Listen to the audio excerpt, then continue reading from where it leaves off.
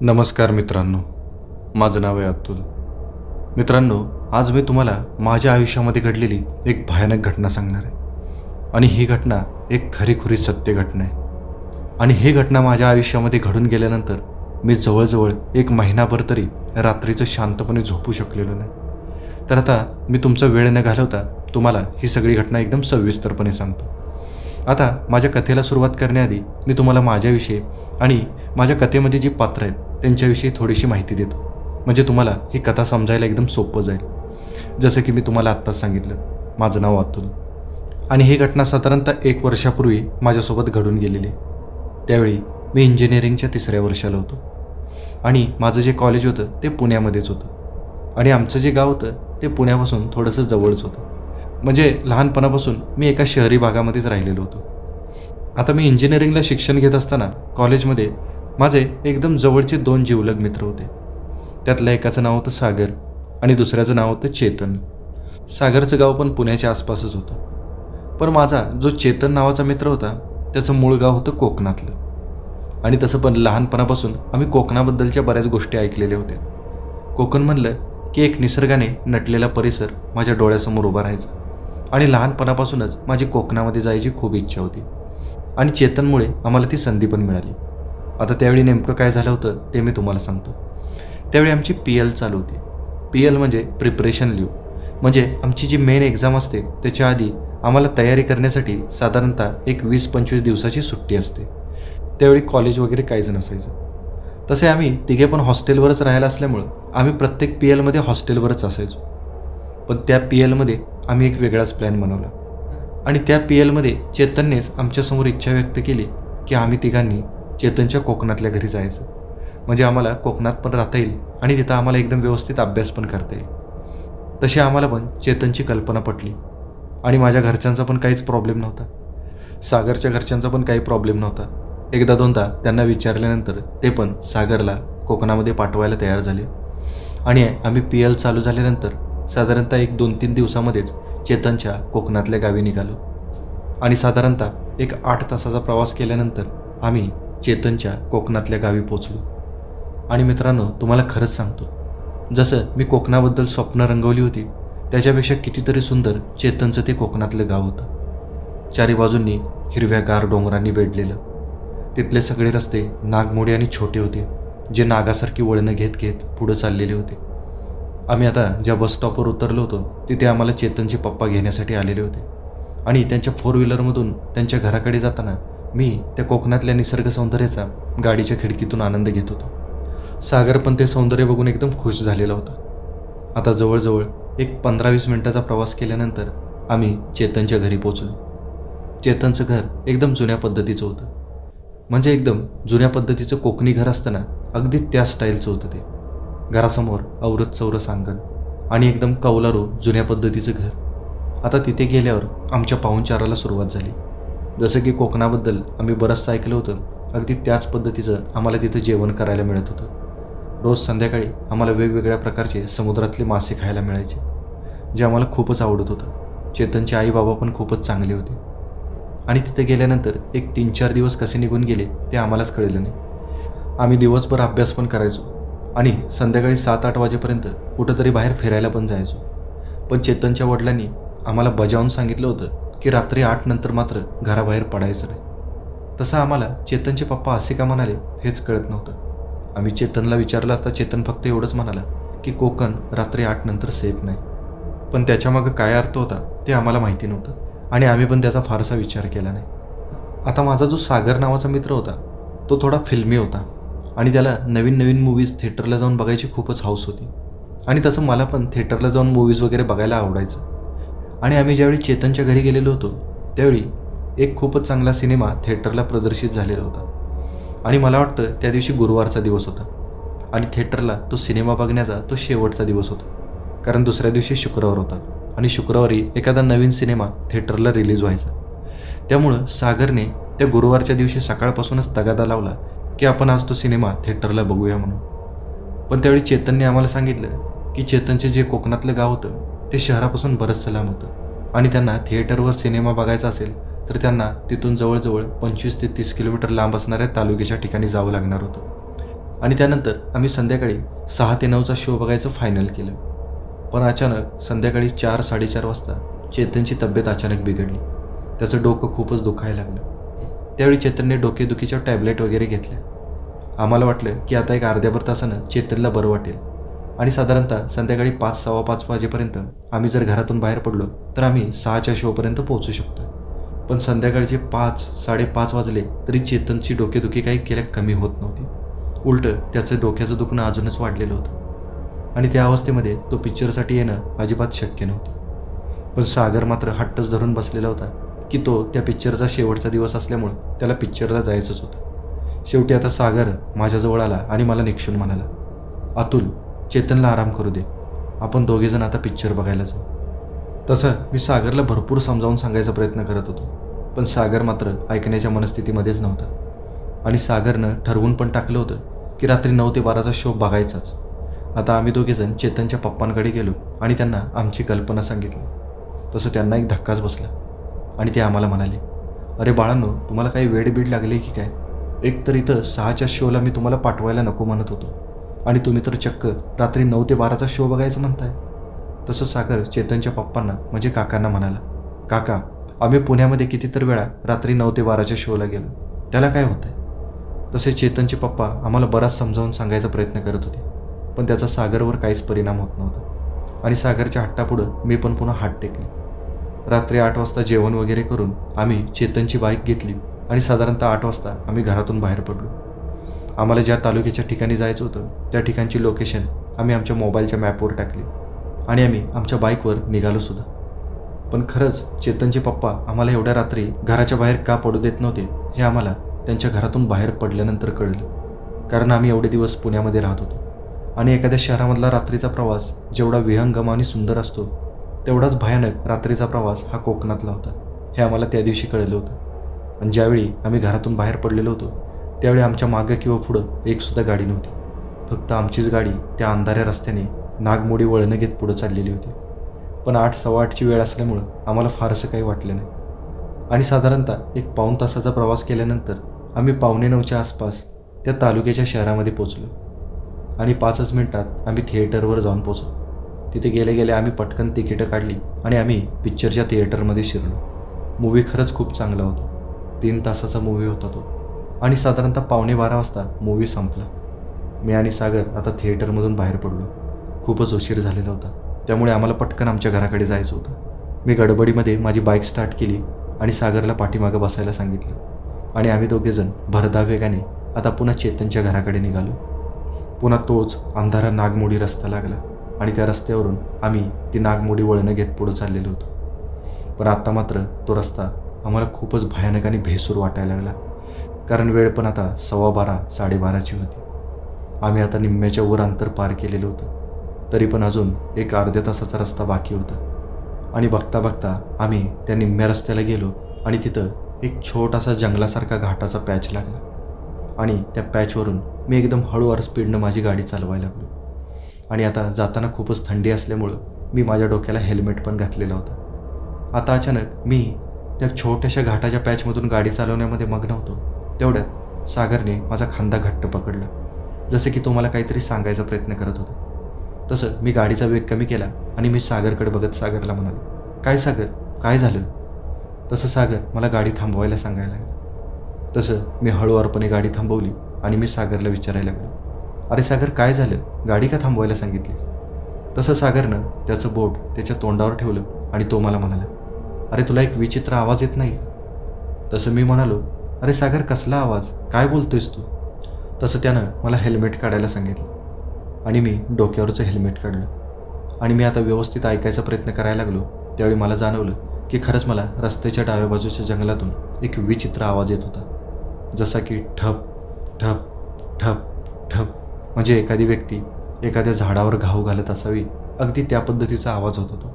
तसं मी सागरला म्हणालो, अरे सागर, रात्रीचे 12 वाजून गेलेत, कोणीतरी जंगलात काहीतरी करत असेल, आपल्याला काय करायचं आहे?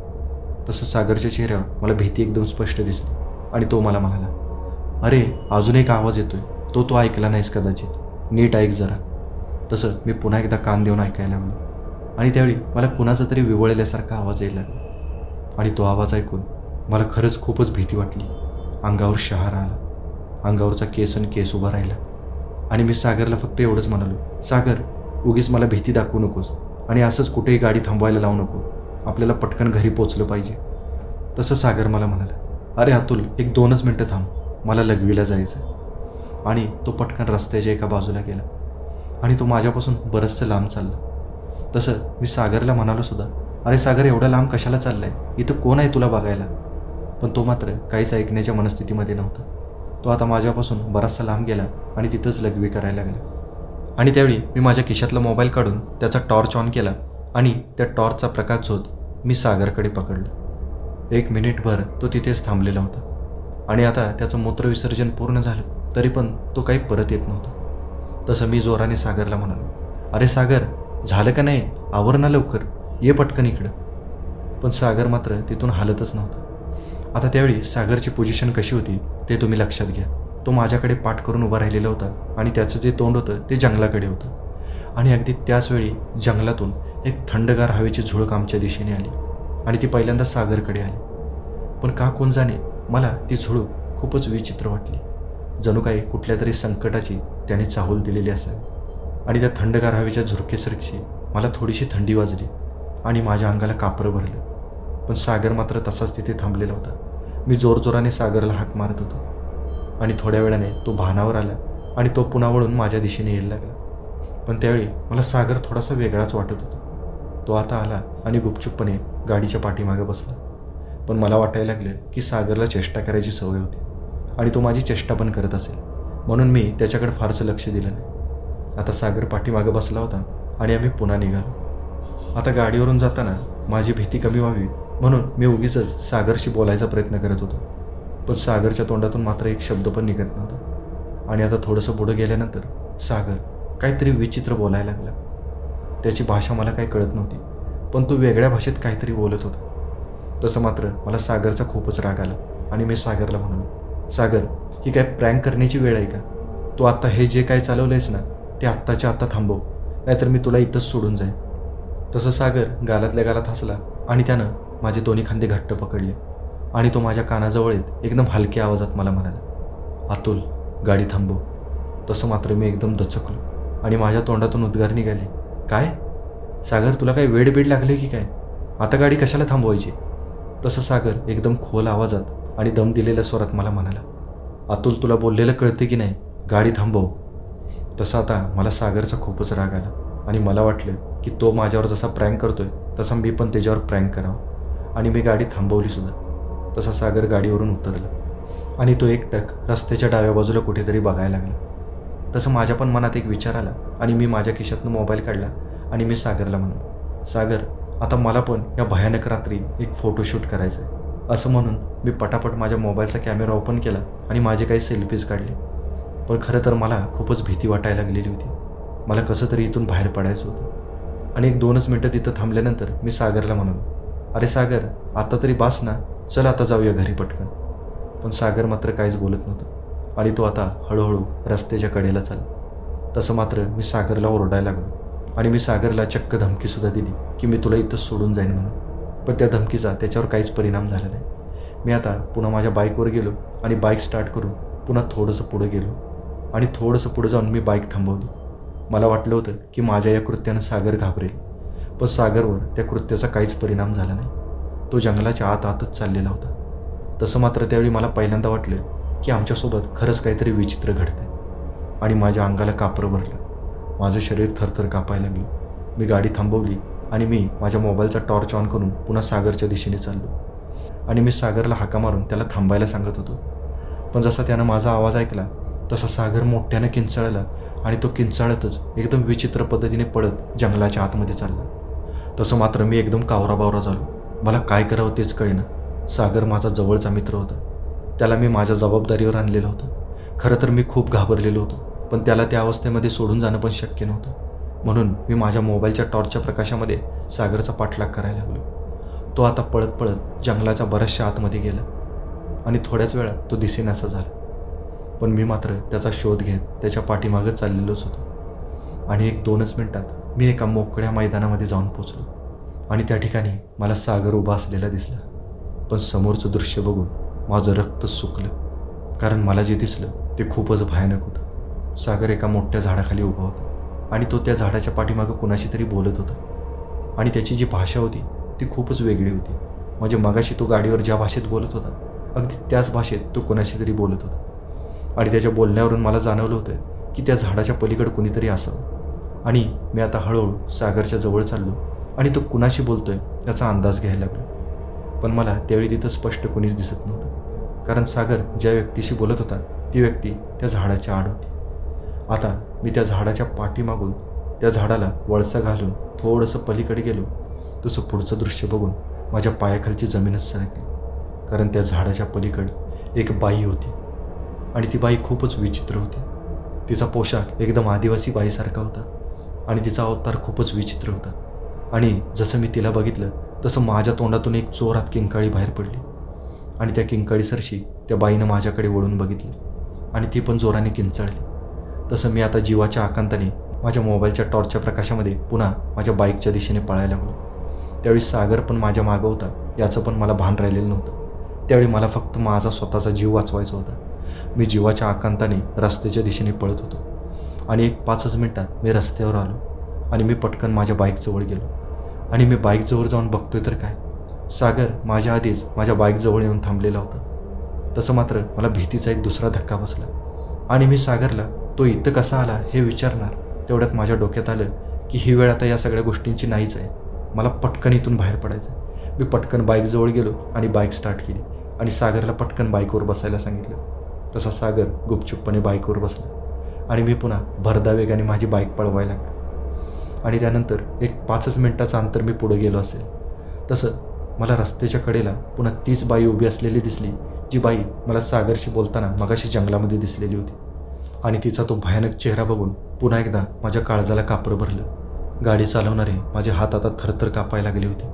पण मी कसा तरी स्वतःवर संयम ठेवला आणि मी तिच्याकडे लक्ष न देता माझी गाडी भरधा वेगाने पळवायला लागलो. पण जसं सागरने त्या बाईला बघितलं तसं तो मला सारखं गाडी थांबवायला सांगायला लागला. पण मला माहिती होतं की मी जर आता इथं गाडी थांबवली तर आमच्या दोघांचं पण काही खरं नव्हतं. त्यामुळं मी सागरचं बोलणं ऐकत नव्हतो आणि मी माझी गाडी तशीच भरधा वेगाने पळवत होतो. पण सागर मात्र मला गाडी थांबवायसाठी सारखा हट्ट करत होता. पण मी मात्र मनातून ठरवलंच होतं की गाडी थांबवायचीच नाही. आणि आता मी बरंचसं अंतर पुढे गेलो तसं सागरनं पाठीमागूनच माझा गळा आवळला. तसा माझ्या गाडीवरचा ताबा सुटला आणि आमची गाडी पडली. मी गाडीवरून बराचसा लांब घासत गेलो. सागर माझ्या पाठीमागच पडलेला होता. मला माझ्यासोबत नेमकं काय चाललंय तेच कळत नव्हतं. पण माझं नशीब चांगलं होतं की मला फारसं काही लागलेलं नव्हतं. मी कसा तरी सावरलो आणि पुन्हा तोल सावरत उभा राहिलो. खरं तर मला सागरला मदत करायची इच्छा होती. पण मी ज्या परिस्थितीमध्ये अडकलो होतो त्या परिस्थितीमध्ये मी एकट्यानं सागरला मदत करणं शक्य नव्हतं. आणि मी आता जीवाच्या आकांताने रस्त्याच्या पुढच्या बाजूला पळत सुटलो. कारण मला आता कोणाची तरी मदत घ्यायची होती. आणि जवळजवळ मी एक 10 मिनटं पळत गेलो. तसं मला रस्त्याच्या डाव्या बाजूला एक शेकोटी भेटलेली दिसली आणि त्या शेकोटीच्या बाजूला 2 माणसं बसलेली दिसली. तसं माझ्या जीवामध्ये जीव आला. मी तसाच लंगडत लंगडत त्या 2 माणसांजवळ गेलो. माझी अवस्था बघून त्या दोन्ही माणसांनी मला सावरलं आणि मला ते त्या शेकोटीच्या बाजूला घेऊन गेले आणि ते मला काय झाले ते विचारायला लागले. तसं मी घाबरतच त्या माणसांना मगाशी माझ्यासोबत घडलेला सगळा प्रसंग सांगितला. तसं त्या दोघांच्या पण चेहऱ्यावर भीती दिसली. पुन्हा ते दोघेजण माझ्यासोबत आमची गाडी ज्या ठिकाणी पडलेली होती त्या ठिकाणी आली. आम्ही सगळेजण आता सागरजवळ गेलो आणि आम्ही सागरला जागा करायचा प्रयत्न करायला लागलो. त्यातल्या एका माणसानं त्याच्या खिशातली पाण्याची बाटली काढली आणि त्यातलं थोडं पाणी सागरच्या चेहऱ्यावर शिंपडलं. तसं सागर अचानक जागा झाला आणि तो मला काय झालं आहे असं विचारायला लागला. म्हणजे आत्तापर्यंत जे काही घडलेलं होतं त्यातलं सागरला काहीच आठवत नव्हतं आणि त्यामुळं मी पण एकदम कावराबावरा झालेलो होतो. तशी ती 2 माणसं आम्हाला फक्त एवढंच म्हणाली की तुम्ही पटकन आता इथून निघून जा.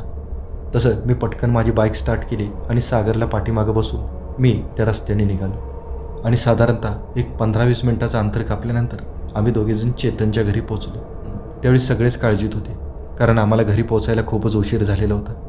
आणि ज्यावेळी आम्ही आमच्यासोबत घडलेला सगळा प्रसंग चेतनच्या घरी सांगितला त्यावेळी मात्र ते पण चांगलेच घाबरले. पण ती गोष्ट आमच्या कानावरून गेल्यामुळं आम्ही सगळ्यांनी सुटकेचा निश्वास सोडलेला होता. आणि त्या घटनेनंतर आम्ही 4थ्याच दिवशी आमच्या कॉलेजवर परत आलो. पण आमच्या कॉलेजवर परत आल्यानंतरसुद्धा जवळजवळ 15-20 दिवस आम्हाला रात्रीची नीट झोप लागत नव्हती. पण यातली कोणतीच गोष्ट आम्ही आमच्या घरी सांगितली नाही, कारण आमच्या घरातली उगीचच काळजी करत बसली असते. आज या घटनेला घडून साधारणतः 1 वर्ष झालेलं आहे, पण अजून जरी तो प्रसंग आठवला तरी माझ्या अंगावर शहारा आल्याशिवाय राहत नाही.